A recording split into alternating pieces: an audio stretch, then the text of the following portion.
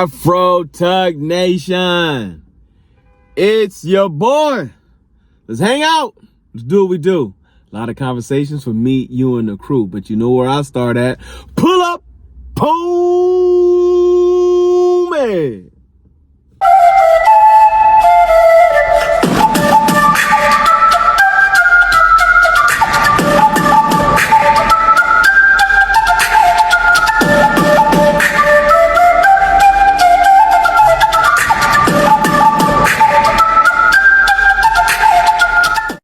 Afro Tug Nation, it's your boy, T3.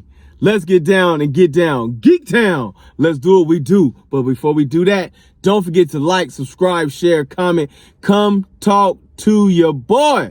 Let's have conversation. So, as you know, a couple days ago, I want to say last week, I talked about Secret Level. Secret Level was just like Love, Death, and Robots. It had like a couple short stories and series all tied in and mixed in all together. But I am here to talk about my favorite one. There was quite a few out there. Warhammer was good.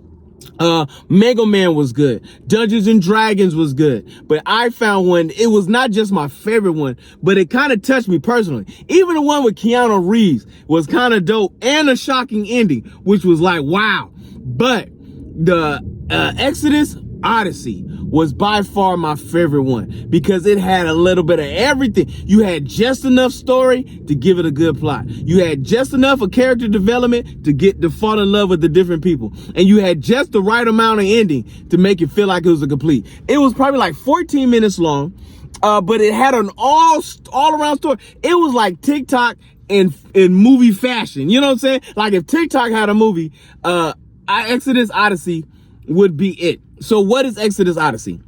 So it follows a father and a daughter is the two main characters.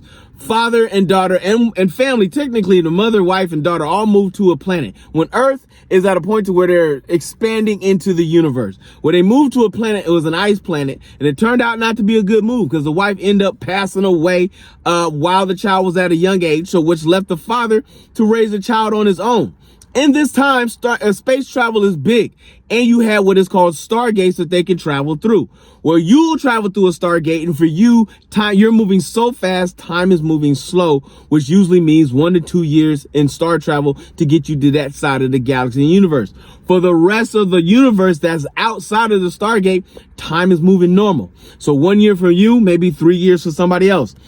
2 years for you, maybe 25 years for somebody else, just depending on how the Stargate moves. Well, the daughter has dreams and ambitions of being in the Stargate, and the father's like, no, we need to stay here. We need to make a living. Well, of course, she gets smitten with a young man that she meets, and of course, she goes off and runs off with this dude into space, jumping into the Stargate, looking for adventure. And being the father that he is, saying, I gotta get my baby home, gets the help of his co-worker to get him money to buy freight to fly to the same planet that it took for them. Well, what took him a year to get to that planet was actually 3 to 4 years for her. Well, by the time he got there, it was already too late. She was gone to another adventure. And so then he found out she was in some trouble with another alien race because the guy that she was hanging with, that they decided to steal some freighter stuff because of the expedition they was on. And it made them public enemy number one. Being the man that he is, he decided to go out in this mission, to go on this mission to get to the aliens first before they found his child. So by the time he got to the aliens, it had been 8 years for him, but it had already been 20 years for her. Well, he made a pact with the aliens, turned himself in and says, in exchange for anything to make up for what my daughter did, I will give you my life for hers. And so it made him an indentured servant, which because he was an engineer, which I did not mention to you till now, because he was an engineer, great with mechanics, could fix anything, and can move on a ship, it made him useful. Well, he spent that another 8 years with this alien race because he knew eventually they would show up. And during that 8 years, he thought of a plan to help them escape from the aliens once he knew they found them. And sure enough, 8 years for them, almost 30 some odd years for the daughter. They finally caught up to her. And of course, they are out to kill, steal, and destroy anything that she has because they pissed off at what she did and how they took treasures from their planet.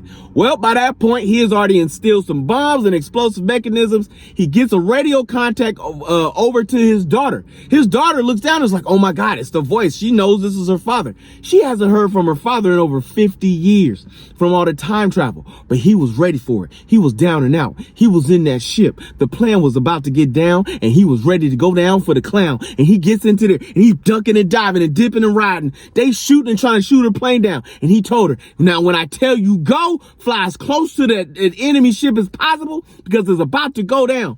So she dips, dives, goes around, goes under the enemy ship. He sets off the explosives. Well, of course, it damages her ship a little bit in between. He flies his freighter down, links his freighter to hers, boom, jumps through the gate. Amazing escape. But she has already sustained enough injury. So he puts her into a medical hospital, which was on his ship. And he spent as much time with her as possible. He spent all the time. They got to talk about everything that she got to see and do. But her injuries were too severe and there was nothing else that he can do. After about a year or two of her fighting to live and survive, she finally passes away. Well, he returns to the planet where he came from, where he borrowed from his friend. At this point, it's been 80 something years regular time for this his friend. Well, by this point, she has passed away and her granddaughter is in charge.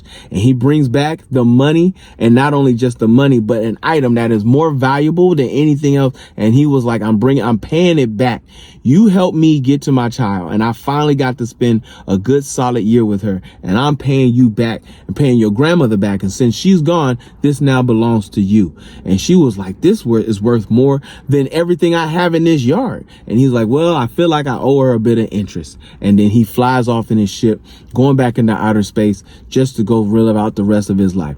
That one right there, Exodus Odyssey, was absolutely positively the best one. And they had some good stuff in this thing. Like the Japanese one where he's fighting and he's getting old and coming back and everything was amazing. Like I said, Warhammer was amazing. Dungeons and Dragons was so fun to see that storyline play out. But to see this story right here, if you was watching this and didn't feel some type of way when it was over, a little emotional, a little dry eye, you know what I'm saying? I'm trying to tell you, you needed Visine for sure by the end of this joint. So I recommend checking this out. If you don't watch any other episode here, go check out Exodus Odyssey, Secret Levels, best episode out there.